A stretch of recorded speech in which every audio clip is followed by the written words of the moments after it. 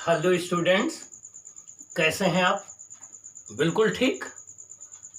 Okay dear students, आप इस समय बड़े ही क्रिटिकल सिचुएशन से चल रहे हैं, ठीक ना। लॉकडाउन होते हुए एक लंबा समय बीत गया जिसमें आपने इतने पेशेंस से, इतनी परेशानियों के बावजूद आपने क्लास को इतने पेशेंस से सुना, इतने अच्छे से नोट बना रहे हैं, इतने अच्छे से पढ़ाई कर रहे हैं। इसके लिए आप बड़े ही शुक्रगुजार हैं, बड़े ही आप बधाई के पात्र हैं। हाँ, ये लॉकडाउन आपके भविष्य के लिए कि जरूर लॉक ओपन करेगा, क्योंकि आज का ये आपका किया गया स्ट्रगल आने वाले समय में आपको सुकून देगा, क्योंकि आपका सब्जेक्ट तैयार हो चुका होगा, आपकी कॉन्सेप्ट क्लियर हो चुकी होगी, आपका सिलेबस कवर हो चुका होगा और उस समय आप बड़े अच्छे फील करेंगे। क्योंकि जो अभी मेहनत कर रहा है, अभी जो है वही गिलहरी और जो है उसकी वाली कहानी है कि भाई जो बरसात में मेहनत करेगा वो तो जो बरसात के पहले मेहनत करेगा वो तो बरसात में अच्छे से चैन की नींद सोएगा ही सोएगा ना। तो वैसे आप अभी समय इतने स्ट्रगल से, इतनी परेशानियों से पढ़ाई कर रहे हैं, ठीक ना। और आप व्यवस्था कर रहे हैं मोबाइल की, नेट की, डेटा की, इतनी गर्मी में बैठते हैं, सुनते हैं, ये कितनी अच्छी बात है और मेरे लिए भी खुशनसीब की बात है कि हमें आप जैसे अच्छे बच्चों को गाइड करने का अवसर मिला है। आइए बच्चों, हम डिस्कस करते हैं अब आगे की बात। आपने कल कहानी सुना था, ठीक ना, इलेक्ट्रिक पोटेंशियल की कॉन्सेप्ट के विषय में कि इलेक्ट्रिक पोटेंशियल क्या है, पोटेंशियल डिफरेंस क्या है, वोल्टेज क्या है, वोल्टेज को हम कैसे विजुलाइज करें, उस पर बेस्ड हम लोगों ने न्यूमेरिकल का डिस्कशन किया था। आज हम बच्चों डिस्कस करेंगे, आपके साथ शेयर करेंगे क्या इलेक्ट्रिक सर्किट क्या है, इलेक्ट्रिक सर्किट के डिफरेंट पार्ट्स कौन कौन से होते हैं, उनका क्या फंक्शन होता है, उनकी क्या प्रॉपर्टीज होती हैं, उनके विषय में क्या इम्पोर्टेंट बातें हैं, कैसे उनका कनेक्शन करते हैं, कब करते हैं, किस रिक्वायरमेंट के लिए करते हैं। तो आज ये चीज़ें मैं आपके साथ शेयर करने चल रहा हूँ। आप इसको ध्यान से सुनेंगे, फिर समझेंगे और हम समझते हैं आपका माइंड हमसे ज़्यादा क्यूरियस है, आप ज़्यादा इनोवेटिव हैं, आप कोई नई चीज़ सोचेंगे, नई चीज़ करेंगे तो वो एक अलग ही आपको एंजॉय देगा। आइए हम डिस्कस करते हैं what is electric circuit and what are the different parts of the circuit. Okay, आइए स्टार्ट करते हैं अपने क्लास को, आज आगे फिजिक्स की जर्नी को शुरू करते हैं। हमारा टॉपिक है इलेक्ट्रिक सर्किट। क्या टॉपिक है बच्चों? Electric circuit. देखो बच्चों, ये दो शब्दों से मिलकर बना है, इसमें 2 वर्ड्स हैं। इलेक्ट्रिक मतलब इलेक्ट्रिक करंट और सर्किट मतलब होता है पाथ। तो किसका पाथ? इलेक्ट्रिक करंट का पाथ। लेकिन इलेक्ट्रिक करंट बच्चों बड़ी चालाक होती है। कहोगे क्यों चालाक होती है सर? चालाक इसलिए होती है बच्चों कि इलेक्ट्रिक सर्किट, इलेक्ट्रिक करंट पहले से ये देख लेती है कि क्या मेरे लिए ट्रैफिक क्लियर है या नहीं, सारे ग्रीन सिग्नल हैं या नहीं, तभी वो अपने घर से निकलती है, नहीं तो नहीं निकलती है। तो इलेक्ट्रिक करंट ये देखती है कि क्या मेरे लिए क्लोज्ड पाथ है कि नहीं है, कहीं ओपन तो नहीं है, तभी वो करंट उसमें फ्लो करेगी, तभी वो बैटरी से निकलेगी, नहीं तो निकलेगी ही नहीं। तो means electric current closed path देख करके ही फ्लो करती है। अब क्वेश्चन ये उठता है कि इलेक्ट्रिक सर्किट क्या है। इसके पहले ही हम आपको डिफाइन कर चुके हैं कि a closed continuous conducting path, a closed continuous conducting path of electric current is called electric circuit. A closed continuous conducting path of electric current is called electric circuit. Means किसी electric current का एक closed continuous और conducting path अगर आप ले रहे हैं तो वो क्या कहलाएगा? इलेक्ट्रिक सर्किट कहलाएगा। क्या कहलाएगा बच्चों? इलेक्ट्रिक सर्किट कहलाएगा। अब आइए हम चर्चा करते हैं कि ये इलेक्ट्रिक सर्किट किन किन पार्ट से मिलकर बना होता है, इसके कौन कौन से पार्ट होते हैं, इसके कंपोनेंट कौन कौन से होते हैं, किन किन चीज़ों से मिलकर इलेक्ट्रिक सर्किट आखिर बना होता है। आइए हम देखते हैं। देखो आपके सामने एक ये इलेक्ट्रिक सर्किट ड्रा किया हुआ है, देखिए आप ध्यान से। इसमें ये जो पहला पार्ट है ये रजिस्टर कहलाता है, ये रजिस्टर कहलाता है, जो किसी सर्किट में रेजिस्टेंस को प्रोड्यूस करता है या रेजिस्टेंस ऑफर करता है। ये देखो एक बल्ब लगा हुआ है जिसको आप लैंप बोलते हो। ये देखिए एक की लगी हुई है, ये एक सेल लगा हुआ है। और बाकी ये देखो ये कनेक्टिंग वायर लगे हुए हैं। क्या? ये कनेक्टिंग वायर लगे हुए हैं।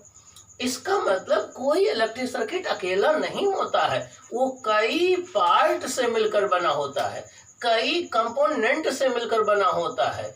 तो इलेक्ट्रिक सर्किट कई इंडिविजुअल मतलब अलग अलग, इलेक्ट्रिक सर्किट कई इंडिविजुअल कंपोनेंट से मिलकर बना होता है। जैसे यहाँ बल्ब इसका एक कंपोनेंट है, कनेक्टिंग वायर इसका एक कंपोनेंट है, सेल इसका एक कंपोनेंट है, की एक इसका एक कंपोनेंट है, और रेजिस्टेंस इसका एक कंपोनेंट है, कनेक्टिंग वायर एक कंपोनेंट है। तो ये जो इंडिविजुअल कंपोनेंट जिनसे मिलकर सर्किट बना होता है, इनको हम सर्किट एलिमेंट कहते हैं या सर्किट पैरामीटर कहते हैं। क्या कहते हैं बच्चों? Circuit element. क्या कहते हैं बच्चों? Circuit element. फिर से सुन लो, किसी सर्किट के वह इंडिविजुअल पार्ट जिन इंडिविजुअल पार्ट से मिल करके वो सर्किट बना होता है, उसे हम सर्किट एलिमेंट या सर्किट पैरामीटर्स कहते हैं। उन्हें हम सर्किट एलिमेंट या सर्किट पैरामीटर्स कहते हैं। तो सर्किट एलिमेंट्स की क्या डिफिनेशन हो गई? The individual component of A circuit that make up the circuit. The individual component of a circuit that make up the circuit is called circuit element. वह individual component किसी circuit से जिनसे मिलकर circuit बना होता है, उन्हें हम क्या कहते हैं? Circuit element. क्या कहते हैं बच्चों? Circuit element. मेरे साथ डिफिनेशन बोलिए। The individual component, very good, the individual component that make up a circuit is called circuit element, or circuit parameters। Means वह इंडिविजुअल कंपोनेंट सर्किट के जिनसे मिलकर कोई सर्किट बना होता है, उन्हें हम सर्किट पैरामीटर्स बोलते हैं या सर्किट एलिमेंट्स बोलते हैं। Example: connecting wire, bulb, resistor, cell, heater, geyser, ये सब क्या है? सर्किट एलिमेंट है। क्या है ये? सर्किट एलिमेंट है। आइए अब और कुछ सीखते हैं। अब सर्किट एलिमेंट की डिफिनेशन आपने सीख ली, जरूर आप लर्न रखेंगे। आप बड़े शार्प माइंड के हैं, आपकी मेमोरी बड़ी तेज है, आप बड़े ब्रिलियंट हैं, सब बच्चे हैं। देखिए, अब इस सर्किट एलिमेंट में दो तरीके के एलिमेंट होते हैं। एक को हम एक्टिव एलिमेंट बोलते हैं, एक को पैसिव एलिमेंट बोलते हैं। आप लोग इंग्लिश पढ़ते हो तो एक्टिव वॉइस पढ़ते हो, पैसिव वॉइस पढ़ते हो। तो वैसे यहाँ एक एक्टिव एलिमेंट होता है, एक पैसिव एलिमेंट होता है। एक्टिव मतलब जानते हो जो बड़ा एक्टिव हो। तो एक एक्टिव सर्किट एलिमेंट होता है, एक पैसिव सर्किट एलिमेंट होता है। एक्टिव सर्किट एलिमेंट वो होता है जो सर्किट को एनर्जी सप्लाई करता है, जो सर्किट को वोल्टेज सप्लाई करता है, जो सर्किट को करंट सप्लाई करता है, उसे हम एक्टिव एलिमेंट कहते हैं। क्या कहते हैं? एक्टिव एलिमेंट कहते हैं। तो एक्टिव एलिमेंट में अब आप ही बताइए कौन कौन एलिमेंट आ जाएंगे? कौन करंट सप्लाई करता है? बोलिए। बैटरी या cell, AC generator, DC generator. तो सेल हो गया या बैटरी हो गया, एसी जनरेटर हो गया, डीसी जनरेटर हो गया। ये जितनी डिवाइसेज हैं, ये अगर सर्किट में कहीं लगी हैं तो ये एनर्जी को सप्लाई करती हैं, ये वोल्टेज प्रोवाइड करती हैं, ये करंट सप्लाई करती हैं। तो ये सब क्या कहलाएंगे? एक्टिव एलिमेंट, या इन्हें बोलेंगे active circuit element. Very good. तो क्या क्या याद रखोगे? एक्टिव एलिमेंट में कौन आएगा? बैटरी आएगा, और क्या आएगा? सेल आएगा, और क्या आएगा? एसी जनरेटर, और क्या आएगा? डीसी जनरेटर, और क्या आएगा? डायनेमो। तो ये सारे क्या कहलाएंगे? एक्टिव एलिमेंट कहलाएंगे। ये बैटरी को क्या करेंगे? एनर्जी प्रोवाइड करेंगे। ये बैटरी को क्या करेंगे? पोटेंशियल डिफरेंस प्रोवाइड करेंगे। ये बैटरी को क्या करेंगे? करंट प्रोवाइड करेंगे। तो जो वोल्टेज सोर्स है, करंट सोर्स है, एनर्जी सोर्सेज हैं, ये सब एक्टिव एलिमेंट में आएंगे। ओके, आइए अब हम डिस्कस करते हैं पैसिव एलिमेंट। अब पैसिव एलिमेंट क्या होते हैं? जैसे आपके घर में क्या है? पापा कमाते हैं, आप लोग खाते हो, तो आप लोग क्या हो गए? पैसिव एलिमेंट हो गए, पापा आपके एक्टिव एलिमेंट हो गए। आप सभी उन पर लोड बने हुए हो भाई, वो अकेले कमा रहे हैं, आप सभी खा रहे हो। तो जो पैसिव एलिमेंट होते हैं इनको लोड भी कहते हैं। क्या कहते हैं? लोड कहते हैं। कहते हैं घर में लोड बढ़ गया, मीन्स आपने फैन भी ऑन कर दिया, गीजर भी ऑन कर दिया, एसी भी ऑन कर दिया। कहते हो अरे भाई लोड इतना ना बढ़ाओ, नहीं तो जो है वो बहुत बिल आएगा। तो मीन्स जो आपके गीजर हो गए, हीटर हो गए, टोस्टर हो गया, रजिस्टर हो गया, ये सब क्या करते हैं? एनर्जी को कंज्यूम करते हैं। ये क्या करते हैं? एनर्जी को स्टोर करते हैं। तो जो डिवाइसेज एनर्जी को कंज्यूम करती हैं या जो एलिमेंट्स एनर्जी को स्टोर करते हैं या एक एनर्जी से दूसरे एनर्जी में कन्वर्ट कर देते हैं, जैसे रजिस्टर है तो इलेक्ट्रिकल एनर्जी को हीट में कन्वर्ट कर देता है, इनको हम पैसिव एलिमेंट कहते हैं या इनको लोड कहते हैं। क्या कहते हैं? लोड कहते हैं। क्या कहते हैं? लोड कहते हैं। तो वह सर्किट एलिमेंट जो या तो एनर्जी को स्टोर करते हैं, जैसे कंडेंसर है जो फैन में लगा होता है, इंडक्टर है जो चोक कॉइल ट्यूबलाइट में लगी होती है, या रजिस्टर है। तो इंडक्टर है, कैपेसिटर है, कंडेंसर है, ये एनर्जी को स्टोर करते हैं। रजिस्टर है वो एनर्जी को लॉस करता है, इलेक्ट्रिकल एनर्जी को हीट में कन्वर्ट करता है। तो हीटर है, गीजर है, रजिस्टर है, आपका टोस्टर है, ये सब क्या है? पैसिव एलिमेंट है। इनको हम जो है या लोड बोलते हैं। रीजन क्या है? ये एनर्जी को कंज्यूम करते हैं या एनर्जी को स्टोर करते हैं। अब नेक्स्ट पैसिव एलिमेंट में कौन कौन आ जाएंगे? रजिस्टर आ जाएगा, बल्ब आ जाएगा, लैंप आ जाएगा, हीटर आ जाएगा, गीजर आ जाएगा, ये सब पैसिव एलिमेंट हो जाएंगे। अब सर्किट डायग्राम क्या होता है? डिफरेंट सर्किट एलिमेंट आपस में कैसे कनेक्टेड हैं उनको शो करना सर्किट डायग्राम कहलाता है। डिफरेंट जो सर्किट एलिमेंट्स हैं वो आपस में कैसे कनेक्टेड हैं इनको शो करना जो है वो सर्किट डायग्राम कहलाता है। क्या कहलाता है? सर्किट डायग्राम कहलाता है। अब चलो देखें कि सर्किट एलिमेंट्स में कौन कौन से हैं। तो सबसे हम पहले बात करते हैं कनेक्टिंग वायर की। किसकी? कनेक्टिंग वायर की। किसकी बात करते हैं बच्चों? कनेक्टिंग वायर की। रेज योर हैंड, अपना हाथ उठाइए। कनेक्टिंग वायर की। हाँ, वेरी गुड, कनेक्टिंग वायर की, वेरी गुड, गुड स्टूडेंट। अब कनेक्टिंग वायर किसके बने होते हैं? चलो बताओ, कौन बताएगा? Raise your hand, very good, वो लास्ट स्टूडेंट, ब्रिलियंट स्टूडेंट, वो बताएगा कनेक्टिंग वायर किसके बने होते हैं। Very good answer. हाँ, कॉपर के, एल्युमिनियम के, मेटल के बने होते हैं। किसके बने होते हैं? मेटल के बने होते हैं। कनेक्टिंग वायर जो है मेटल के बने होते हैं। किसके बने होते हैं? मेटल के। सिल्वर है, गोल्ड है, कॉपर है, एल्युमिनियम है, ये आपके मेटल्स होती हैं। लेकिन आपका कॉपर और एल्युमिनियम के बने होते हैं। और कॉपर और एल्युमिनियम के क्यों बनाए जाते हैं? इनका रजिस्टेंस, इनकी रजिस्टिविटी वेरी लो होती है। मीन्स जब करंट इनके अंदर से जाती है तो ये कम से कम रुकावट डालते हैं और ये कम से कम इलेक्ट्रिकल एनर्जी को लॉस करते हैं। तो इसीलिए हम मेटल्स के कनेक्टिंग वायर बनाए जाते हैं। कॉपर के वायर थोड़े हैवी होते हैं, वजन पड़ेंगे। एल्युमिनियम के हल्के पड़ते हैं, तो कॉपर की कंडक्टिविटी ज़्यादा होती है। तो कॉपर और एल्युमिनियम के जो है वो कनेक्टिंग वायर और वो ट्रांसमिशन केबल बनाई जाती हैं।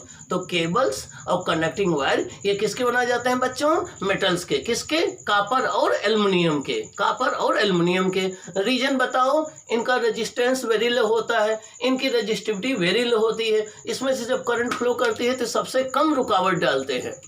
और एक और बात देखो, इनका रेजिस्टेंस का मतलब होता है कि जब भी करंट फ्लो कर रही है किसी कंडक्टर के अंदर तो जितनी रुकावट होगी, जितनी अपोजिशन होगी, जितनी हिंड्रेंस होगी, उसी को हम उसका रेजिस्टेंस बोलेंगे। तो इनका रेजिस्टेंस नियर अबाउट जीरो होता है, नेग्लिजिबल होता है।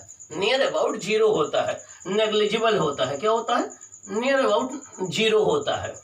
और जब रेजिस्टेंस नहीं होगा तो आपको बताए थे कि पोटेंशियल डिफरेंस होता है V equal to I R. V equal to I R. I current हो गया, रेजिस्टेंस जीरो हो गया, तो V क्या हो जाएगा? जीरो हो जाएगा। V क्या हो जाएगा? जीरो हो जाएगा।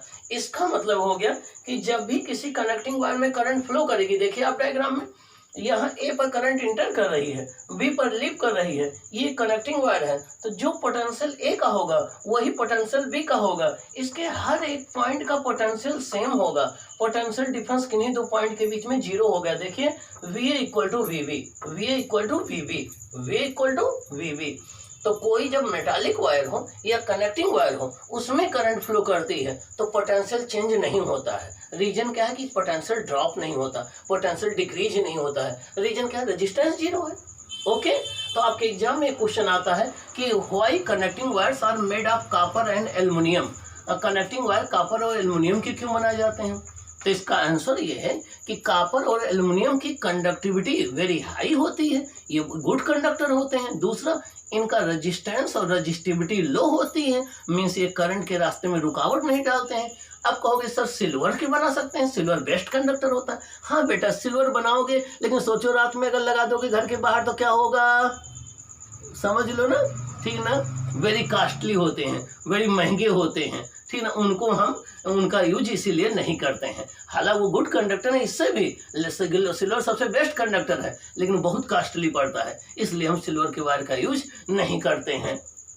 ओके, तो आपको अब आइए हम सेकंड बात करते हैं। ये देखिए, अगर इस तरीके का सर्किट में कोई डायग्राम बना है तो यहाँ ए और बी 2 पॉइंट है, यहाँ पर वायर ज्वाइंट किए गए हैं। क्या देखिए, यहाँ पर एक वायर यहाँ ज्वाइन किया गया है, एक यहाँ ज्वाइन किया, तो ए और बी को हम ज्वाइंट बोलते हैं, क्या, या जंक्शन बोलते हैं, क्या बोलते हैं, या नोड बोलते हैं। जहाँ पर कोई वायर आकर के कनेक्ट होता है उसे हम ज्वाइंट बोलते हैं, या जंक्शन बोलते हैं, या नोड बोलते हैं। यहाँ ए और बी 2 जंक्शन है। जिस तरीके से कानपुर जंक्शन पर कई ट्रेनें आके मिलती हैं, लखनऊ जंक्शन पर कई ट्रेन आके मिलती हैं, तो वैसे जंक्शन का मतलब होता है जहाँ 2 वायर आकर के कनेक्ट होते हैं, वो जंक्शन कहलाता है या नोड कहलाता है। तो यहाँ पर ये ज्वाइंट है, ए और बी पर 2 वायर कनेक्ट किए गए हैं। ओके, आइए थर्ड नंबर में हम बात करते हैं। थर्ड नंबर में आपका ये हो गया, थर्ड नंबर में आपका ये आ जाएगा। तो आइए हम थर्ड नंबर की बात करते हैं। थर्ड नंबर में आपका रजिस्टर है। ये क्या है? रजिस्टर। ये क्या है? रजिस्टर। अब आप सोचेंगे सर ये रजिस्टर क्या होता है? बच्चों, किसी भी सर्किट में जब करंट फ्लो करती है तो हम चाहते हैं उस करंट को कम और ज़्यादा कर दें, तो उसमें हमें रजिस्टेंस कनेक्ट करना पड़ता है। तो रजिस्टर एक ऐसा सर्किट एलिमेंट होता है, रजिस्टर एक ऐसा सर्किट एलिमेंट होता है जिसमें ढेर सारा रेजिस्टेंस होता है। तो रजिस्टर एक ऑब्जेक्ट है, एक सर्किट एलिमेंट है, रेजिस्टेंस उसकी प्रॉपर्टी है। रजिस्टर एक सर्किट एलिमेंट है, रेजिस्टेंस उसकी क्या है? प्रॉपर्टी है। तो रजिस्टर का रेजिस्टेंस होता है, कंडेंसर का कैपेसिटेंस होता है, इंडक्टर का इंडक्टेंस होता है। तो रेजिस्टेंस एक प्रॉपर्टी है। कौन सी प्रॉपर्टी? करंट को अपोज करने की प्रॉपर्टी। कौन सी प्रॉपर्टी? करंट को अपोज करने की प्रॉपर्टी। तो रजिस्टर का सिंबल ये होता है, इसका रेजिस्टेंस होता है। ए और बी 2 पॉइंट हमने ले लिए हैं। अब आप सोच रहे होंगे कि अच्छा सर ये रजिस्टर बनाए किसके जाते हैं? तो आप तो जानते हो बेटा, मेटल के का रेजिस्टेंस तो बहुत कम होता है, तो मेटल के तो बनाए नहीं जाएंगे। किसके बनाए जाएंगे? एलॉय के। किसके? एलॉय के। और किसके? सेमीकंडक्टर के। किसके? सेमीकंडक्टर के। सेमीकंडक्टर में कौन आता है? Carbon, silicon, germanium. तो किसके बनाए जाते हैं? कार्बन के बनाए जाते हैं। तो कार्बन के बनाए जाते हैं रजिस्टर, और एलॉय के बनाए जाते हैं। आप कहोगे सर एलॉय क्या होता है? 2 या 2 से अधिक मेटल्स का जब एक आप होमोजीनियस मिक्सचर बना लो तो उसे हम एलॉय बोलते हैं। Alloy is the homogeneous mixture of 2 or more than 2 metals. 2 या 2 से ज्यादा मेटल्स को जब आप होमोजीनियस मिक्सचर बना लो तो उसे हम क्या बोलते हैं? एलॉय बोलते हैं। आपका नाइक्रोम है, टंगस्टन है, मैग्नीन है, आपका ब्रास है, ब्रांज है, सिल्वर, जर्मन सिल्वर है, ये सब क्या है? एलॉय है। क्या है? एलॉय है। तो रजिस्टर किसके बनाए जाते हैं बच्चों? एलॉय और सेमीकंडक्टर के। एलॉय और सेमीकंडक्टर के। रजिस्टर करते क्या है? आपके हीटर में वायर नाइक्रोम लगा होता है, उसमें रेजिस्टेंस होता है। तो जब आप इलेक्ट्रिकल एनर्जी देते हो तो किस में कन्वर्ट हो जाती है? हीट में। आपका खाना बन जाता है। तो रजिस्टर क्या करते हैं? इलेक्ट्रिकल एनर्जी को हीट में कन्वर्ट करते हैं। किस में? इलेक्ट्रिकल एनर्जी को हीट एनर्जी में कन्वर्ट करते हैं। क्या करते हैं?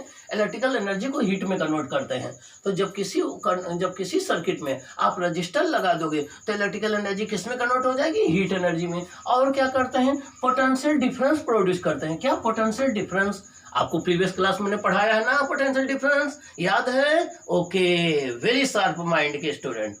तो पोटेंशियल डिफरेंस प्रोड्यूस करते हैं। पोटेंशियल डिफरेंस होता है आई आर। क्या होता है? आई आर। आई करंट हो, आर रेजिस्टेंस हो, तो पोटेंशियल डिफरेंस आई आर होता है। क्या होता है? I R. और क्या करते हैं ये सर्किट में करंट को कंट्रोल करते हैं, ये करंट को कम या ज़्यादा करते हैं। अभी आगे हम आपको बताएंगे। एक फार्मूला होता है I = V/R। यहाँ V पोटेंशियल है, R रेजिस्टेंस है। अब रेजिस्टेंस को अगर आप ज़्यादा कर दो तो करंट कम हो जाएगी, रेजिस्टेंस को अगर आप कम कर दोगे तो करंट ज़्यादा हो जाएगी। तो किसी सर्किट में ये क्या करते हैं, करंट को कंट्रोल करते हैं। क्या करते हैं, करंट को कंट्रोल करते हैं। अगर आप चाहते हो कि पोटेंशियल डिफरेंस हम वहीं रखें और करंट को कम ज़्यादा कर दें तो रजिस्टर का यूज कर दो। अगला, अब देखिए एक बात और बता दूं, ये कोई एक रजिस्टर है। देखिए ये पॉइंट ए है, ये पॉइंट बी है, ये आर है, ये आर रजिस्टेंस है इसका। तो रजिस्टेंस में प्लस माइनस टर्मिनल नहीं होता है। जैसे आपके बैटरी में एक प्लस होता है एक माइनस होता है, वैसे रजिस्टेंस में कोई टर्मिनल नहीं होता है। लेकिन आपको पता है ना, करंट हाई पोटेंशियल से लो पोटेंशियल फ्लो करती है। क्या, करंट हाई पोटेंशियल से लो पोटेंशियल फ्लो करती है। तो जहां से करंट इंटर करती है इसको प्लस लिख देते हैं, जहां से करंट लीव करती है वहां माइनस लिख देते हैं। तो जब भी किसी रजिस्टर में करंट फ्लो कर रही हो तो जहां से करंट इंटर करेगी उसको प्लस लिख देना, जहां लीव करेगी उसको माइनस लिख देना। इसका पोटेंशियल हाई होगा, इसका पोटेंशियल लो होगा। अब मान लो ए पॉइंट का पोटेंशियल VA है, तो जब हम करंट की डायरेक्शन में चलते हैं तो इलेक्ट्रिक पोटेंशियल डिक्रीज होता है। क्या होता है, डिक्रीज होता है। क्या होता है, डिक्रीज होता है। और पोटेंशियल को अपनी हमने बताया क्या लेते हैं, IR। क्या लेते हैं, IR। तो करंट की डायरेक्शन में चलते हैं तो पोटेंशियल डिक्रीज करता है, तो I × R को माइनस लेते हैं। क्या लेते हैं, माइनस लेते हैं। तो ए का पोटेंशियल VA मान लो, आप करंट की डायरेक्शन में चल रहे हो तो यहाँ पोटेंशियल डिक्रीज हो गया, -IR डिक्रीज हो गया। फिर कौन सा पॉइंट मिल गया, V मिल गया। तो VA - IR = VB। अब इसको इधर ट्रांसफर कर दो, VA - VB = +IR। VA - VB = +IR। इसका मतलब क्या हुआ कि जब आप ए और बी के बीच का पोटेंशियल डिफरेंस निकालोगे, ए का ग्रेटर है बी का स्मॉलर है, तो VA - VB करोगे तो ये प्लस में आएगा। तो ये किसके बराबर होगा, +IR के। क्या, +IR के। तो अगर किसी सर्किट में दो पॉइंट ए और बी हैं जिनके बीच में रेजिस्टेंस R है, करंट I फ्लो कर रही है, तो उनके बीच का पोटेंशियल होगा VA - VB = +IR। अब दूसरा केस देखो, यहाँ पे करंट देखिए B से A की तरफ आ रही, करंट देखिए B से A की तरफ आ रही। अब आप करंट के अपोजिट, अब आप इधर चल रहे हैं, हम जो है इधर चल रहे हैं। देखिए करंट इस डायरेक्शन में आ रही है, तो हम करंट के अपोजिट चल रहे हैं ना, तो करंट के अपोजिट चलते हैं तो I और R को प्लस में लेते हैं। क्या, I और R को प्लस में लेते हैं। अब इसका पोटेंशियल VA मान लो, करंट के अपोजिट चल रहे हैं, तो अब यहाँ +IR हो जाएगा = VB। तो यहाँ VA - VB क्या हो जाएगा, -IR। क्या हो गया, VA - VB -IR। अब कहोगे क्यों ऐसा हुआ सर, क्योंकि अब इसका पोटेंशियल ज्यादा होगा, इसका पोटेंशियल कम होगा। तो देखिए कम में से ज्यादा को माइनस करोगे तो माइनस में आएगा ना, तो ये माइनस हो गया। अब यहाँ प्लस होगा, यहाँ माइनस होगा, तो ये आ जाएगा। अब रजिस्टर 2 टाइप के होते हैं स्टूडेंट्स। एक होते हैं फिक्स्ड रजिस्टेंस, इनकी वैल्यू फिक्स्ड होती है। तो रजिस्टर की डिफिनेशन क्या हो गई, it is a circuit element that have a fixed value of resistance. Okay, अब ये है फिक्स्ड रेजिस्टेंस जिसकी वैल्यू फिक्स होती है। ये एक है वेरिएबल रजिस्टर जिसके रेजिस्टेंस को आप चेंज कर सकते हो, ये वेरिएबल रजिस्टर है। तो हम डिफरेंट वैल्यू, अगर किसी सर्किट में रेजिस्टेंस को कम ज्यादा करना हो तो हम वेरिएबल रजिस्टर का यूज करते हैं। यहाँ एरो लगी होती है, ये बताती है कि इस रेजिस्टेंस की वैल्यू को चेंज किया जा सकता है। क्या, चेंज किया जा सकता है। आप अपने घर में फैन को स्लो और फास्ट करते हो, उसको इसकी स्पीड को चेंज करते हो, तो वहाँ वेरिएबल रजिस्टर लगा होता है, वही फैन की स्पीड को कम ज्यादा करता है। आइए हम बात करते हैं, ये रहा आपका 4 नंबर। अब हम बात करते हैं 5 नंबर पे। देखिए 5 नंबर में क्या आ जाएगा, 5 नंबर में आपका आ गया वायर क्रॉसिंग द वायर। देखिए एक ये वायर AB है, एक वायर CD है। देखो AB CD को क्रॉस कर रहा है ना, लेकिन देखिए अगर ऐसा सिंबल बना हो, इसका मतलब ये CD वायर AB को टच नहीं कर रहा है। क्या, टच नहीं कर रहा है। तो विदाउट टचिंग अगर क्रॉस हो रहा हो तो इस तरीके का सिंबल होता है। विदाउट कनेक्शन, मतलब ये इसको टच ना कर रहा हो, इसका इससे कनेक्शन ना हो, तब इस तरीके का सिंबल होता है। अब ये तो 5 नंबर हो गया। आइए अब हम 6 नंबर की बात करते हैं। 6 नंबर में देखिए, 6 नंबर में हमने नाम डाला है रियोस्टेट। क्या पढ़ेंगे इसे, रियोस्टेट। हम 12 में आप लोग प्रैक्टिकल करेंगे रियोस्टेट। क्या, रियोस्टेट। रियोस्टेट का मतलब होता है वेरिएबल रजिस्टर। ये एक वेरिएबल रजिस्टर होता है। इसका सिंबल देखिए क्या है, ये सिंबल है। अब इसको आगे पीछे जब आप करेंगे, देखिए ये पॉइंट आगे पीछे करेंगे, इसके ऊपर स्लाइड कराएंगे तो रेजिस्टेंस चेंज हो जाएगा। तो किसी सर्किट में अलग अलग वैल्यू की रेजिस्टेंस कनेक्ट करने के लिए हम रियोस्टेट का यूज करते हैं। ये अननोन वेरिएबल रजिस्टर होता है। क्या? अननोन वेरिएबल रजिस्टर होता है। तो किसी सर्किट में रेजिस्टेंस को चेंज करने के लिए इसका यूज करते हैं। किसी सर्किट में अगर पोटेंशियल को डिवाइड करना चाहते हो तो हम रियोस्टेट का यूज करते हैं। किसका यूज करते हैं बच्चों? रियोस्टेट का यूज करते हैं। और रियोस्टेट में एक इंड ये ए होता है और एक ये बी होता है।